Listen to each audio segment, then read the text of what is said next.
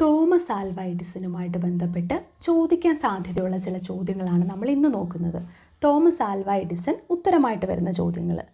വൈദ്യുത വിളക്ക് കണ്ടുപിടിച്ചത് ആര് എന്ന് ചോദിച്ച ആരാണ്? തോമസ് ആൽവ എഡിസൺ ആണ് വൈദ്യുത വിളക്ക് കണ്ടുപിടിച്ചത്. ഫോണോഗ്രാഫ് കണ്ടുപിടിച്ചത് ആര്? അതിനുത്തരം എന്താണ്? Thomas Alva Edison. മെൻലോ പാർക്കിലെ മാജിക്കുകാരൻ എന്ന് വിളിക്കുന്നത് തോമസ് ആൽവ എഡിസണെയാണ്. ഏറ്റവും കൂടുതൽ കണ്ടുപിടുത്തങ്ങൾക്ക് പേറ്റന്റ് നേടിയതും തോമസ് ആൽവ എഡിസൺ ആണ്.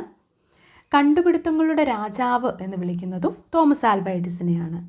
അപ്പോൾ തോമസ് ആൽവ എഡിസണുമായിട്ട് ബന്ധപ്പെട്ട കുറച്ച് അറിവുകളാണ്. കണ്ടുപിടുത്തങ്ങളുടെ രാജാവ് എന്നാണ് അദ്ദേഹത്തെ വിളിക്കുന്നത്. അതുപോലെ മെൻലോ പാർക്കിലെ മാജിക്കുകാരൻ എന്ന് വിളിക്കുന്നതും തോമസ് ആൽവ എഡിസണെയാണ്.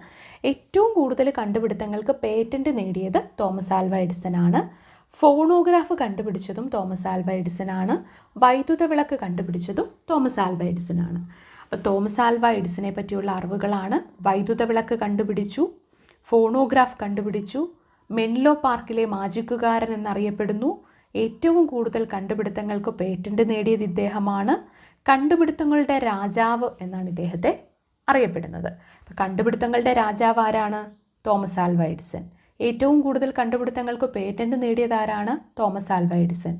മെൻലോ പാർക്കിലെ മാജിക്കുകാരൻ ആരാണ്? Thomas Alva Edison. ഫോണോഗ്രാഫ് കണ്ടുപിടിച്ചതും വൈദ്യുത വിളക്ക് കണ്ടുപിടിച്ചതും തോമസ് ആൽവ എഡിസൺ ആണ്.